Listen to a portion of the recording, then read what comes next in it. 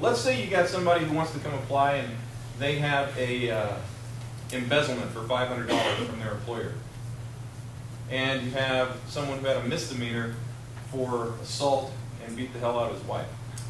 Which one would you rather have? Probably. So you need to look at your criteria and see what you're going to do. I'm going to tell you what my criteria is, okay? And you can glean from that. Because I'm like you, I'm a property owner, and I have tenants. So here it is. 1, no felonies for the last 10 years, or from 10 years from the time they were released, whichever came last. That's mine. Okay? It's tough, right? It's true. Second, if they've ever had a sex crime, crime against children, manslaughter or murder, never. They'll never rent at one of my properties. For misdemeanors, no one who's had a misdemeanor for the last 5 years involving gangs, drugs, weapons, sex crimes, crimes against children, or violent crimes. Or 2 DUIs within the last 5 years. Why is that? Especially you HOAs and you manufacture home parks. Your liability on your property. I mean, run somebody over in a car. Right. A little scared about that reckless. I'm not sure if I want them there. Okay. I also go a little further. Now that funnel of people, everyone can't do this, especially in multifamily. The funnel starts getting smaller. No smoking. Never a cat. Ever.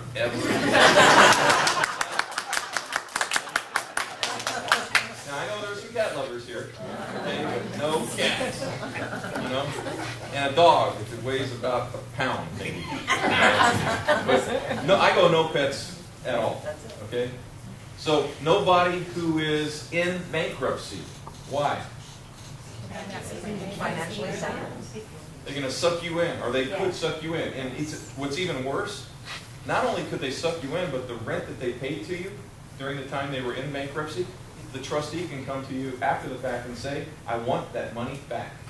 And you must give it to Can I me. ask you how long can they actually squat in your apartment if you're named in their bankruptcy? Is it until it's discharged that they can stay in there for no rent? Not necessarily. If someone files bankruptcy and doesn't pay you your rent, you file what's known as a motion to lift stay. There's an automatic stay that hits as soon as someone files bankruptcy. You can't do anything to it unless you get the judge to say, yes, you can. And so you file the automatic lift of the automatic stay. It takes about 45 days. Then the judge signs off, and you can go ahead and move forward with get a judgment or get a writ of restitution and get them out.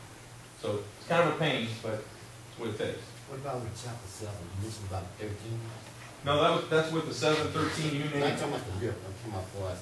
You said the trustee could come in and have them. That's with 13.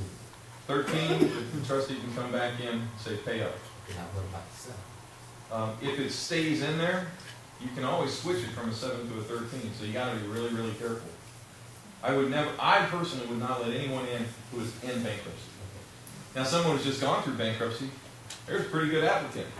They can't do it again for 7 years. So, all right. Now with all these foreclosures going on, Yes. It's funneling them back into our business. So Correct. We're trying to work with them. It's a little scary because what if they do decide to do bankruptcy? Do you know what I mean? Yeah, They many. can do that once they're in there. Now understand, and this isn't for all the country. This is Arizona specific and some other states which are called non-deficiency states. Like California, Hawaii, Nevada, they're called deficiency states. And if you file or if you have a foreclosure in those states, you may get out of that particular situation, but guess what? They can come after you on the note, and they can collect on the note. In Arizona, once you go through a foreclosure, you're done. They can't come after you. It's over. They can't get any money from you. The only thing they get is the house back. So, as a debt, if you're worried someone's going to come after them and garnish their wages and they're not going to be able to pay their rent over that foreclosure in Arizona, doesn't happen. They're done. If it was 2.5 acres or less, and it was a single or dual family dwelling. Okay? Anybody else? Okay, let's go back to our criteria. Anything else you want to add on that criteria? Can you add other things on the criteria? You can. Okay? They just have to be legal. Those are the things that I use. So, now I gotta give you the disclaimer, okay? I'm gonna say some things that could be very appalling to you, okay? You could go, I don't think that guy can say that. I don't think that can happen, okay? They could be offensive, but understand they're just for teaching, okay? So everybody's with me? And nobody will repeat anything I said when you leave?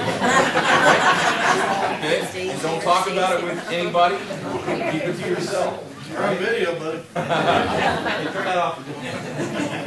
This is the only place you can really say this, but you know what happens when you go to all the seminars that they have on, say, fair housing? They scare you to death, but they never really tell you the guts of the case. Well, today you're going to hear the real words. You're going to hear what really happens, because these are all cases that I've been involved in. Okay, I've probably done,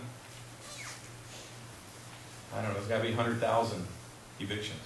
It's a lot of evictions. Okay, I've done hundreds of discrimination cases, fair housing cases. So I was also a criminal attorney for 10 years, and I did major felonies, and so if it's out there, I've probably seen it at some time in my life, but you know, it's just a little twist that changes things, right? Okay? So the things I'm going to say, just take them from what it's worth, okay? I need a white girl to pick on now. Hey, there's one right there. How long have you been in business? A year and a half. And what do you do? All right, what's your name? Mariah. Don't tell me your last name. Okay, Mariah or Mariah? Mariah. You ready to do this? You sat in the front seat, or? Okay, good. Okay, Mariah. I come to your property. How many units do you have? 103. Okay. What time do you stop showing the property? 4 to 6. 5? 6. Okay, I show up at 20 to 6. I'm on my Harley. I'm in leathers.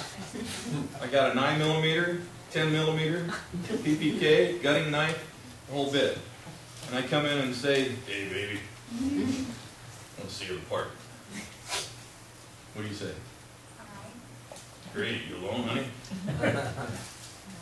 Well, if I feel uncomfortable, then I will make a note that on the guest card that there was something about their presence that made me uncomfortable, and then I'll tell them that. I'm such a nice it's guy. not I don't know. Yeah, let's go right now. You got, how far away is it? You alone? At that point, I'm not talking to you anymore. That was so nice. Okay, so you could feel a little afraid maybe. Do you have to show a property if you're afraid? No. So you just tell them, hey look, we don't have anything available. See? Whatever you tell them, it's the truth. So you say, listen, tomorrow at 10, Vinny and Bobby will be here. They'll be happy to show you the apartment, right? Okay? All right, so you gotta be careful with how you deal with these guys. Remember the suspected terrorist guy that came in, right? Okay, how would you deal with this guy? Ask for a photo ID before I Hey. check the apartment. What type of photo ID would you like? I have many.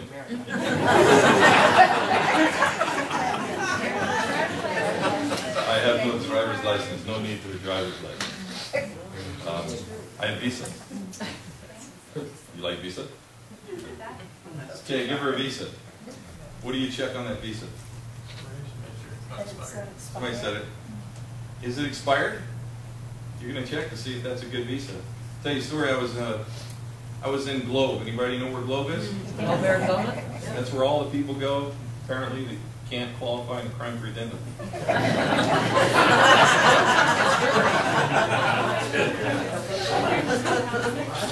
Just kidding, it's a lovely place. I've been up there many times. But I was doing some political stuff a few years ago when a buddy of mine ran for governor, and we were coming back down to the valley, and I got pulled over. I don't even know what I got pulled over for, because the first thing the officer came up, I'm looking at him in the mirror, and he gets to the side and he says, sir, do you have a weapon in the car?